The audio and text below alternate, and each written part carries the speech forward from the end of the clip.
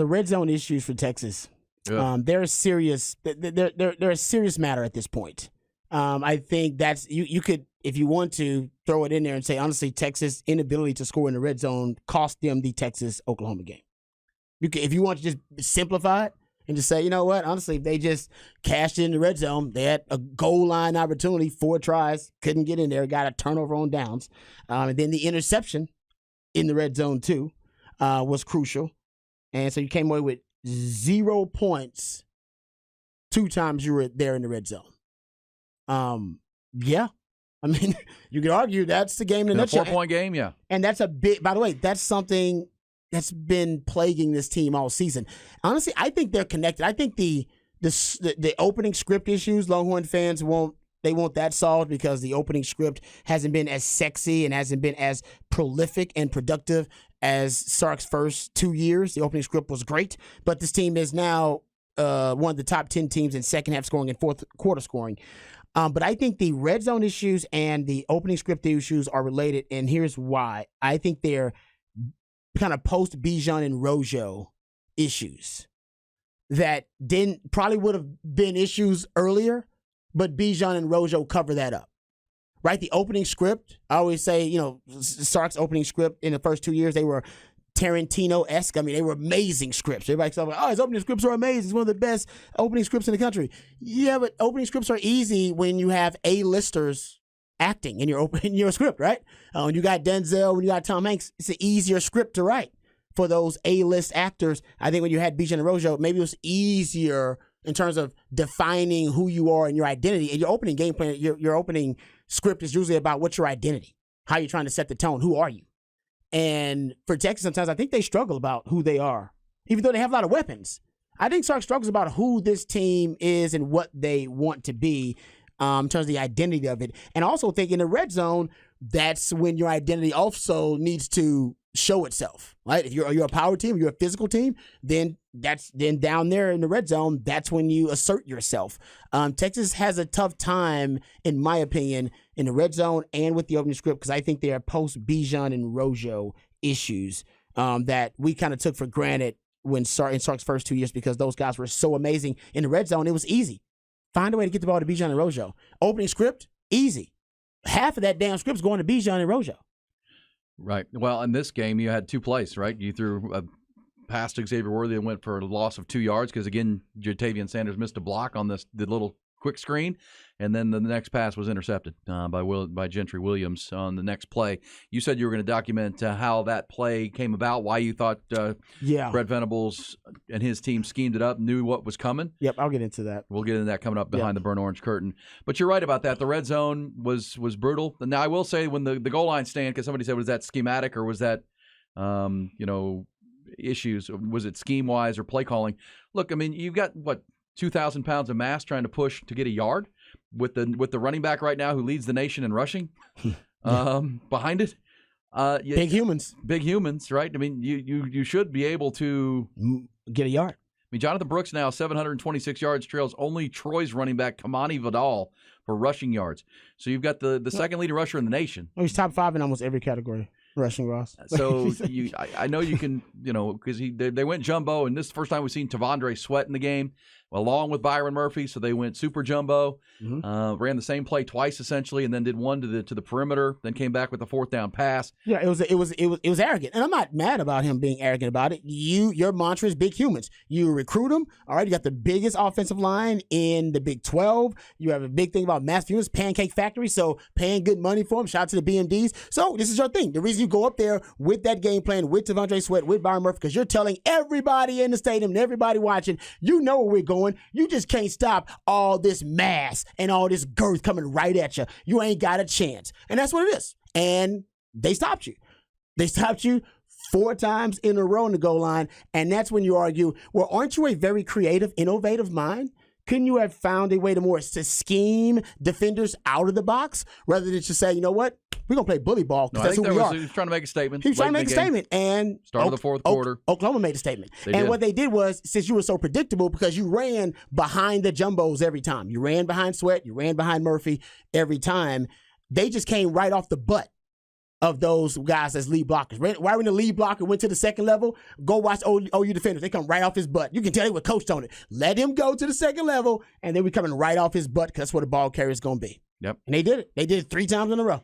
It was brilliant. Yeah, was. And then, of course, the quick pass to Xavier Worthy. Which was not very creative. It was just... I didn't love that play. I don't think anybody That was the did. one I didn't love. The other 3, I can give Oklahoma credit, but they were trying to make a statement, and that's how I started the show. I think you don't deserve to win if you can't score on the goal line with 4 downs in Texas A&M. And factually, that play didn't cost you anything going the other way because Oklahoma missed a field goal, so it didn't cost you points, and you came back down and scored and then took the lead.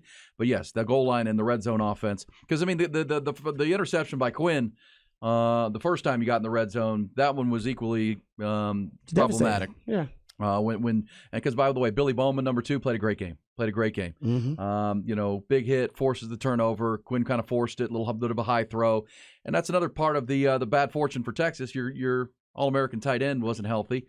Gave you what he could, but certainly was not the explosive player we've seen all year long. That hurt, along with the Jalen Catalon injury, the Jake Majors injury. These are all, but that's football. That's football. You got to coach around that. Longhorns had a chance to win this game and didn't. Let's hear from Sark. This is how he started his press conference right after the game from the Cotton Bowl. Opening thoughts. Okay, I think first of all, hard-fought game. Tip my cap to Oklahoma. That was a nice win for them to battle back at the end the way that they did. I think one thing I never question about our group and these guys here is their fight, their resiliency, and they absolutely displayed that today when we didn't play our best football today. We turned the ball over 3 times. Then we didn't create any turnovers. We had 9 penalties, which was very uncharacteristic for us. 1 of 3 in the red area. And in the end, I think they had 5 sacks or something. And so, and then, our inability to corral the quarterback and his legs really hurt us there, scrambling, especially in the second half. So, that was not our best football. But in the end, not playing our best football, the connectivity that these guys have with one another, their fight, their resiliency gave us an opportunity to take the lead late. We just couldn't finish the game. So, the promising thing is I know we can play better than we played today, and we will. But we need to coach better. We need to play better than we did today. And we got to take it one game at a time moving forward now. So proud of the guys, proud of the way they battled and competed. But we need to play better football if we want to be the team that I know we're capable of being. Right there, Sark. And that's the frustrating part, right? I mean, you give Oklahoma credit. They were the team that played more desperate football, I thought. Their game plan was tremendous. They had the good fortune for them of not having a tough schedule, so they could really sink their teeth into this game all offseason. And then even during the early part of this season, playing the likes of Cincinnati and Arkansas State in the games they played. But the frustration for Texas, Rod, I have to believe, is just how good the team can be at times. But consistency within games remains a weakness. And Sark mentioned the uncharacteristic game they played. I mean, this hadn't been a turnover-prone team. They made 3 turnovers, for 4 if you count the goal line stand. They hadn't been a penalty-prone team. They had 9. They were big. And they've talked all year about playing complementary football, Rod, where one picks up the other. They didn't do that as a team yesterday or Saturday. And all those things that was new for the season. This team had checked a lot of boxes in those categories for the first month into the month of October. And that's why it's frustrating that, on that day, give Oklahoma credit for forcing some of the mistakes and playing a really good football game, and their quarterback was tremendous. But the Longhorns are their own worst enemy when it mattered most, and that's frustrating for Longhorn fans, and rightfully so. Yeah, I think Longhorn fans are going to have to come. It's okay to understand that your team made some mistakes, but these were not unforced errors. Oklahoma came into this matchup with the national lead in interceptions. They got 2 of them. They were leading the Big 12 in takeaways. They got 3 of them. That's what they do really well, and they forced Texas to basically play out of character. And that's something that was very much in character for them. Texas was supposed to dominate the trenches because they got big humans, and that D-line had been so stout up until that point. Well, it turns out when you're playing a quarterback who can play at a competent level and who's comfortable within that system, that Texas defensive line was neutralized. And the Texas did not win the lines of scrimmage against Oklahoma. They did not dominate the lines of scrimmage. That's something we also thought would happen. We also thought Quinn Ewers would outplay Dylan Gabriel because Dylan Gabriel hadn't played in this game before. Hell, as a matter of fact, Texas had the experience advantage overall because they had more players who had played in the Texas OU game. Oklahoma had a lot of new players, 40-something new players on that roster. A lot of guys who didn't know what the Texas OU game was even about, who played crucial snaps in that game and played critical roles in that game. And they found a way to beat Texas. So Texas, a lot of the things that we thought were going to be advantage of Texas, that they were a disciplined football team, they were not disciplined in that environment. That environment borrowed out the worst part of Texas game. Now, they rallied and they did battle through adversity. Love the way they responded in the second half, in the fourth quarter. But we're talking about championship-level football. Like, that's the difference. In championship-level football, you got to find a way to win games like this because if you're going to win a championship, this is not the last time you're going to play a game like this. Yep. The turnover is critical. Your quarterback, got to mention Quinn Ewers. After the rough first and early start, he was tremendous. Threw for 350 yards, and really at one stretch was 24 of 25, which is why a lot of fans and observers thought maybe they should go for it on that 4th and 4. Your quarterback, Oklahoma's defense tired.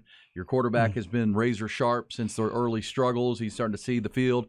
You go for it on 4th and 4 instead of kicking the field goal. Sark said, no, we got to get the lead here with 1:17 to go. Points. Take the points. But as you said, there shouldn't have been a 1:17 on the clock at that point. If they had milked more clock, it could have been down under 40 seconds. Yeah, something like that. But I will say the slow start by Quinn, and his draft, whenever he's drafted, the draft highlight film, there'll be some throws from this game on there because he really was. I mean, some of his throws were fantastic. They were just NFL caliber throws, next level throws. But the slow start for Quinn. Right, the 2 interceptions to start off, but then he found his groove. Give Sark some credit, by the way, for getting his quarterback back into a rhythm. I played with Chris Sims, who was an NFL quarterback too, but there were sometimes his games were spiraled after a bad play early. All right, you don't want your quarterback to do that. You'd like them to find their groove and, battle adversity and figure it out. And he did that.